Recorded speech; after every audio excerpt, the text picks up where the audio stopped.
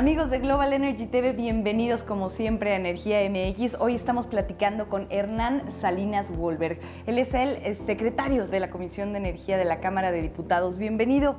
Qué gusto poder estar contigo el día de hoy para platicar de esos temas. Pues sí, son muchísimos en materia de energía, entonces vamos a ir brincando para poder tener un panorama general, pero primero queremos saber exactamente qué está haciendo la Comisión de Energía en estos momentos, por ejemplo, en el asunto de promover la transición energética. A ver, realmente me gustaría que estuviéramos haciendo más, y creo que ese es el primer apunte que tenemos que mencionar el día de hoy. El tema de la transición energética es un tema fundamental para nuestro país y creo que vale la pena recordar para los que nos escuchan y nos ven qué significa la transición energética. Pues no es otra cosa sino que el cambio que nuestro país debe de tener para pasar de una matriz de energías en base a fósiles, a carbón, petróleo, gas, etcétera, a una matriz de energías renovables, energías limpias. Eso es la transición energética, como se le conoce en México y a nivel mundial. Y digo que lamentablemente no estamos haciendo suficiente porque este es un tema que con el nuevo gobierno, es decir, desde que inicia la nueva administración federal y obviamente que iniciamos nosotros en la Cámara de Diputados, en lugar de alentar y promover esta transición y de avanzar en las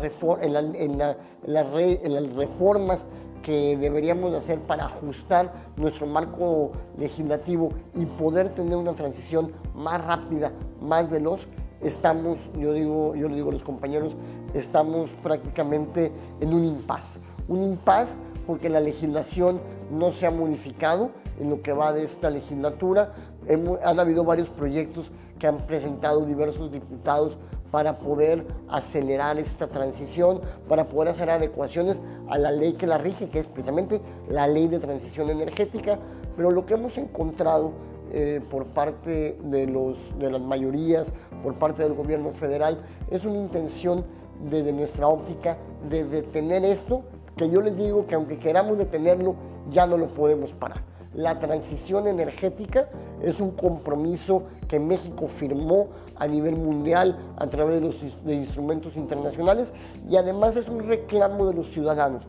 Los ciudadanos hoy están reclamando que produzcamos energía de una manera más renovable sin causarle tanto daño a nuestro medio ambiente y sobre todo con el tema de la calidad del aire, que en las zonas metropolitanas de nuestras principales ciudades, como es el caso de la Ciudad de México, Monterrey, Guadalajara y otras, hay una demanda cada vez más creciente de los ciudadanos de que tengamos medidas que reduzcan la contaminación y obviamente la transición energética, el producir energía de una manera más limpia, es una de las principales medidas que podemos hacer. Entonces, cuando tú me preguntas qué estamos haciendo, lamentablemente no vemos que estemos avanzando desde el punto de vista legislativo y tampoco vemos desde el punto de vista del Poder Ejecutivo que se estén tomando medidas, sino que vemos todo lo contrario. Vemos un discurso oficial de regresar al uso de energías fósiles, vemos cómo se habla de reactivar carboeléctricas y muchas otras situaciones que distan del camino que México venía avanzando en los últimos años.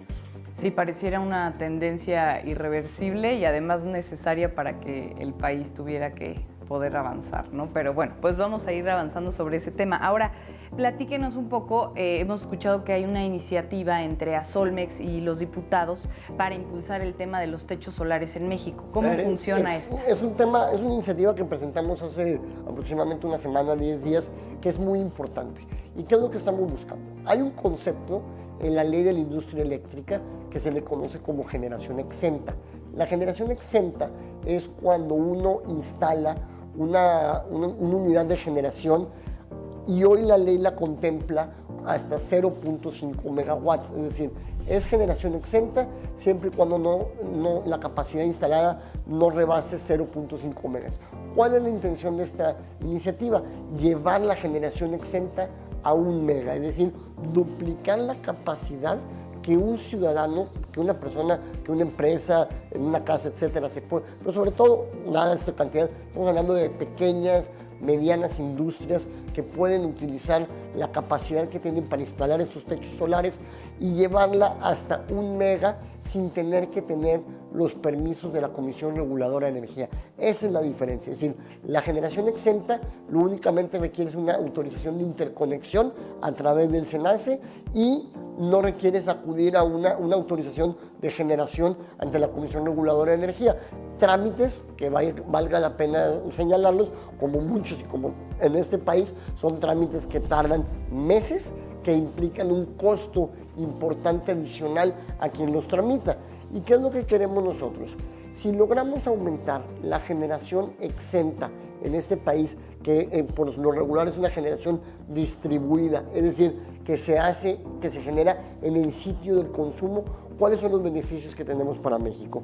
Primero, vamos a lograr un descongestionamiento de la red de transmisión y de distribución. Es decir, al ser energía que se produce en sitio, es energía que no se necesita cargar a nuestras redes de distribución y de transmisión, y que son redes que todos los que nos están escuchando seguramente han oído, que hay una falta de capacidad instalada en nuestras redes para poder transmitir toda la energía que nuestro país ocupa.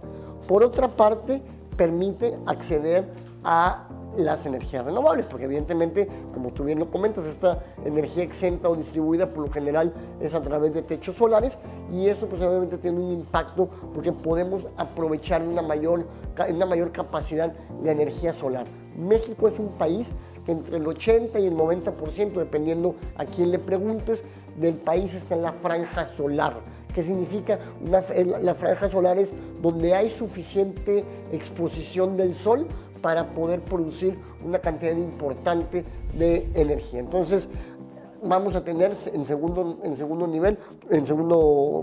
paso, un mejor aprovechamiento de nuestra franja solar. Y otro tema muy importante, obviamente, bueno, al usar energía solar, pues esto significa que estamos yendo a una energía renovable y estamos desfosilizando nuestra matriz energética. Y finalmente, un tema muy importante con la generación exenta y la generación distribuida. Puede convertirse esto en una alternativa para democratizar el acceso de energía. Y hoy hay zonas de nuestro país, quizás no la Ciudad de México, no Monterrey, no Guadalajara, no los principales centros o las principales ciudades, pero hay muchas comunidades que hoy no tienen el vital fluido, que siguen sin energía eléctrica. ¿Y por qué no tienen energía? Porque el país no ha sido capaz de construir las líneas de transmisión y de distribución para llegar a lugares alejados de los principales centros de población. Si hoy le apostamos a aumentar la generación exenta y la generación distribuida, hoy muchas comunidades que viven sin energía y que realmente yo quiero decirles a los que nos están escuchando que se imaginen un día vivir sin energía eléctrica, cómo sería su vida. Hoy hay muchas comunidades, hay miles de ciudadanos, por no hablar quizás hasta millones de ciudadanos de nuestro país que viven en comunidades que no tienen redes de transmisión. Si le apostamos a estos esquemas de generación en sitio, a través de generación exenta, generación distribuida y sobre todo con un concepto que ahora se le conoce generación distribuida colectiva. Esto significa cuando muchos usuarios se pueden conectar a un mismo centro de carga o centro de generación y pueden utilizar. Esta situación que generación distribuida colectiva va de la mano con nuestra iniciativa, porque si podemos producir 1 mega, entonces podemos abastecer a muchas familias de un mismo lugar de generación. Entonces, creo estas son algunas de los argumentos por los cuales estamos impulsando esta iniciativa. ¿Que hay algunos otros proyectos o iniciativas que crean en este momento necesarios para hacer esa transición de mayor uso de fuentes renovables? A ver, yo creo que lo que tiene que hacer este gobierno y lo que nosotros hemos empujado en muchos espacios es que se renueven las subastas de energía limpia que se detuvieron al inicio de esta administración.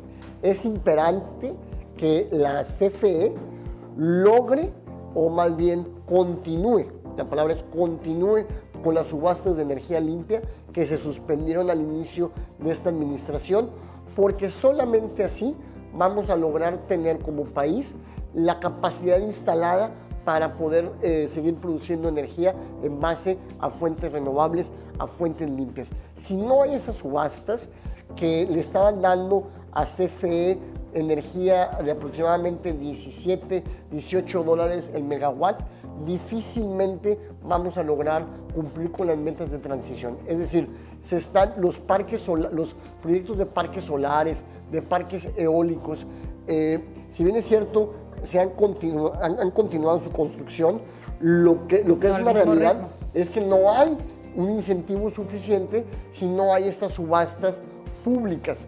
Se habla de algunas subastas privadas que se han anunciado en meses recientes y que lamentablemente, por ejemplo, el caso del SENACE y el caso de algunas otras autoridades desconocieron esas subastas privadas y dijeron que para ellos no existe ese concepto de subasta privada, lo que es muy lamentable. Por lo menos que ellos no lo contemplan. Pues así es. Es muy lamentable. Entonces lo que tenemos que hacer es, uno, reconocer esas subastas privadas y en segunda instancia regresar al esquema de subastas públicas para las energías renovables. Mucho se habla si en este país tiene que haber incentivos fiscales para la energía, para fomentar las energías renovables. Yo soy de la idea, y lo que hemos platicado con muchas personas de la industria, no necesitamos incentivos. El mercado por sí solo va a fomentar que hayan energías renovables. Lo único que tenemos que hacer es quitarle los impedimentos legales que hoy pareciera que la administración federal está empecinada en seguir poniendo. Ahora, sabemos que también están promoviendo el tema de colaborar más con la industria privada en el sector energético. ¿Por qué es importante? A ver, es fundamental. A ver, yo creo que es un tema que si no subimos a bordo a la iniciativa privada, sobre todo en la generación de energía, nuestro país no va a tener la capacidad de satisfacer la demanda que vamos a tener en los siguientes años. Se habla que hay una necesidad de crecer 4% anual nuestra capacidad instalada de generación.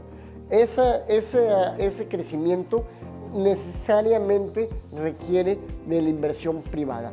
No hay manera, por más dinero que le queramos invertir a la CFE y que queramos nosotros poner de parte del presupuesto público, no hay manera de satisfacer esa necesidad de mayor generación si no tenemos a bordo al capital privado. Y evidentemente nosotros y muchos otros legisladores que vamos con esta misma línea de pensamiento hemos insistido en la Comisión de Energía y obviamente a la autoridad, a CFE, que regresemos a estos programas o a estos proyectos donde se le permite al capital privado y se le fomenta invertir en generación. Nosotros entendemos, y creo que es lo que CFE debe de entender, que tiene un monopolio natural en la transmisión y distribución. Es decir, ningún particular le va a costear o va a ser económicamente rentable tender líneas de transmisión, tender líneas de distribución. Ahí es donde el dinero público, el dinero de los mexicanos, debería de estarse invirtiendo en mejorar las líneas de transmisión y distribución de este país, donde CFE tiene un monopolio natural, como diríamos en términos económicos. Y lo que debemos de apostarle es a que los particulares, ya sea a través de proyectos de gran escala, como pueden ser grandes parques solares, grandes parques eólicos, inviertan, pero también proyectos como los que busca nuestra iniciativa, proyectos de una escala menor, de 1 mega, que estamos hablando que pueden ser inversiones de 1 millón, entre 900, de 800 a 1 millón de dólares aproximadamente es lo que te puede estar costando invertir una instalación de 1 mega, y que si sumamos todos estos proyectos de generación exenta y generación distribuida, hay un gran potencial para poder, digamos, aumentar y diversificar nuestra matriz de producción de energía, y obviamente así es una manera en la que los privados pueden participar sin que eso signifique, porque por ahí se habla mucho en CFE, que si se genera mucha energía a base de proyectos como estos, se puede estresar las líneas de transmisión y distribución. Creo que por eso hicimos un análisis muy puntual, hicimos nuestra iniciativa a 1 mega, porque creo que esto nos permite crecer ese mix esa base, ese mix energético sin generar un estrés innecesario a nuestras líneas de transmisión. Ahora vamos a brincar a otro tema. ¿Cuál es su opinión o perspectiva sobre el fortalecimiento que se está dando desde el gobierno a las empresas del Estado, Pemex y CFE? A ver, nosotros compartimos, cuando dice el presidente que necesitamos trabajar en la soberanía y en la seguridad energética, evidentemente creo que en concepto ningún mexicano se puede oponer a que nuestro país tenga seguridad y soberanía energética. Y creo que en concepto estamos de acuerdo. ¿Dónde viene el problema? El problema viene en los cómo. ¿Cómo vamos a lograr esa soberanía, esa seguridad y a qué costo?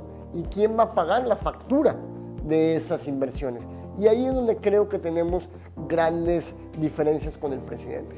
Y por ejemplo, en el tema de Pemex se habla de garantizar soberanía energética y seguridad a través de la inversión de la refinería de Dos Bocas, que se habla de 8,000 millones de dólares, que definitivamente no va a costar eso, ni va a costar eso, ni vamos a acabar en tiempo para este sexenio. Lo mejor de los estimados, hablando con expertos, se habla que una inversión como la de Dos Bocas vendrá rondando al final entre los 11 y 12 mil millones de dólares y posiblemente estaríamos hablando que el primer barril va a poderse refinar después del 2025.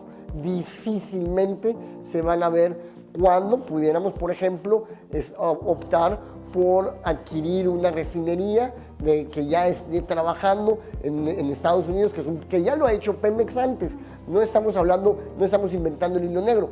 Pemex, hay que recordar que tiene inversiones en Estados Unidos, una de ellas Deer Park en Texas, es un proyecto de coinversión donde está Pemex, y así pudiéramos estar invirtiendo para generar, para refinar nosotros, adquiriendo plantas o refinerías que ya estuvieran funcionando. Entonces, cuando hablamos de construir esta refinería de Dos Bocas, definitivamente es un tema con el cual es un cómo con el cual no coincidimos.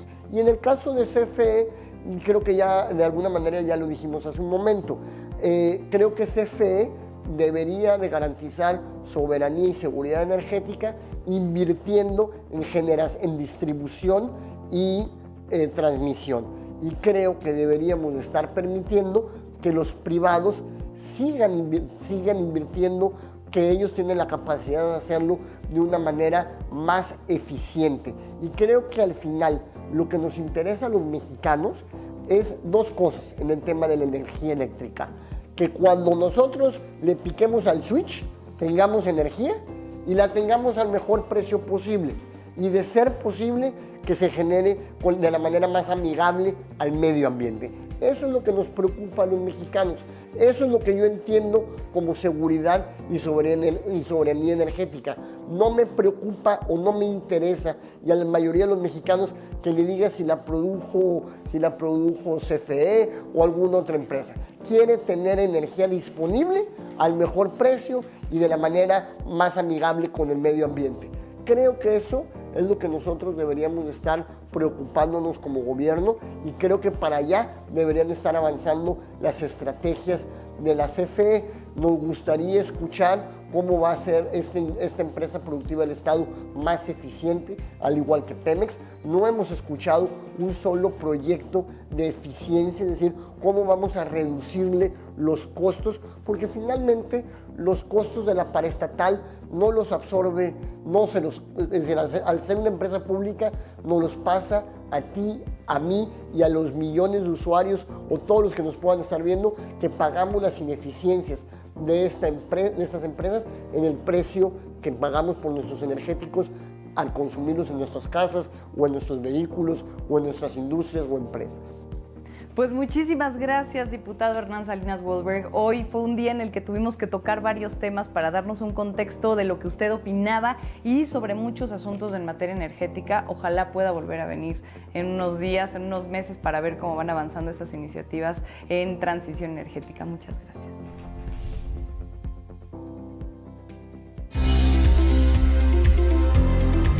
Mantener la confiabilidad de tus activos e incrementar la disponibilidad de tu planta se complica cuando enfrentas múltiples problemas a la vez. Esto impide que tu planta opere en condiciones óptimas y además ubicar a los responsables y comunicar la información necesaria generalmente es un desafío. Ante retos como el anterior, Emerson presenta Plant Web Optics, una nueva plataforma de gestión de activos diseñada para un entorno de trabajo alineado con la industria 4.0. Al mostrar en un solo lugar datos de los activos que requieren atención, como los equipos rotativos, de instrumentación, de control, de proceso y válvulas, genera una visión holística que permite conocer en qué estado se encuentra tu planta. Además, Plant Web Optics pone a disposición del personal los KPIs que requieren en el momento que los requieren, ya sea en una computadora de escritorio, laptop o dispositivo móvil. Esto acelera la toma de decisiones, la comunicación entre áreas o departamentos y por lo tanto la productividad. La información necesaria en el momento preciso, a la hora correcta. Esa es la promesa de Plant Web Optics.